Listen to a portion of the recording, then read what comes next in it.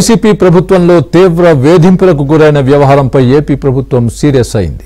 ఈ వ్యవహారంలో అంతా తానే వ్యవహరించిన ముగ్గురు ఐపీఎస్ అధికారుల మెడకు చుట్టుకుంటోంది. ఈ కేసు కక్షపూరితంగా తనపై కేసు నమోదు చేసి తీవ్ర ఇబ్బందులకు గురి చేశారని నటి జత్వాని ఆవేదన వ్యక్తం చేశారు.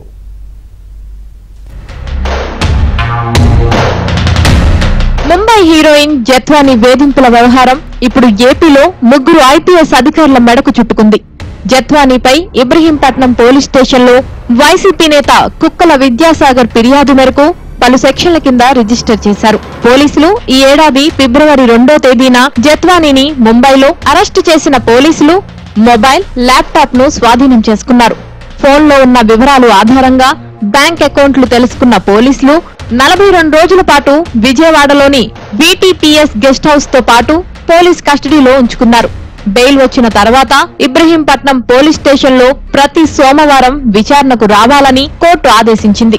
ఆర్మీలో పనిచేసిన జత్వాని తండ్రిని, రిజర్వ్ బ్యాంక్ ఆఫ్ ఇండియాలో పనిచేస్తున్న తల్లిని తీవ్ర ఇబ్బందులకు గురిచేశారని ఆమె వాపోయారు. అక్రమ కేసు వ్యవహారం గురించి ముంబై పోలీసులకు ఈ ఏడాది ఆగస్టులో ఫిర్యాదు చేసింది.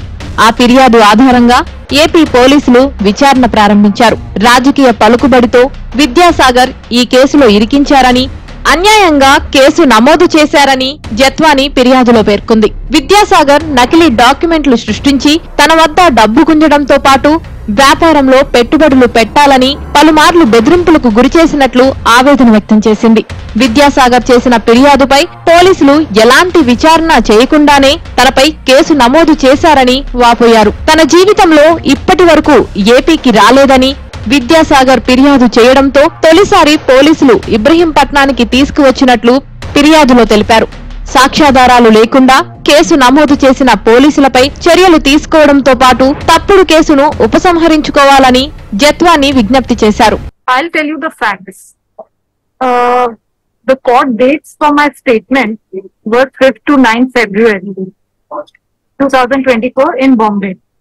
And Andhra police, which I've been repeatedly asserting, illegally kidnapped me on the 3rd of February. So obviously on the court dates of 5th to 9th February, I would not be present in Bombay because I was kidnapped and brought to Andhra. Not just me, my entire family, so that nobody could take me out. You know, nobody was there to help me. I didn't have one phone number to call.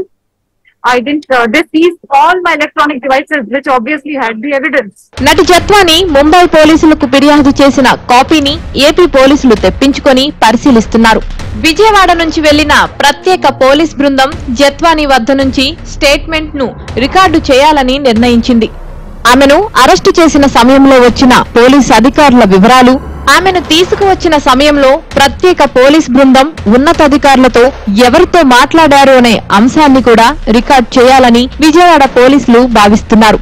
Ibrahimpatnam police స్టేషన్లోనే Jethwani ఫిర్యాదుపై AP పోలీసులు case నమోదు చేసే అవకాశం ఉంది. ప్రతి అంశాన్ని కూడా క్షుణ్ణంగా పరిశీలించిన తర్వాతనే తాము ఒక నిర్ణయానికి వస్తామని విజయవాడ సిపి రాజశేఖర్ బాబు తెలిపారు.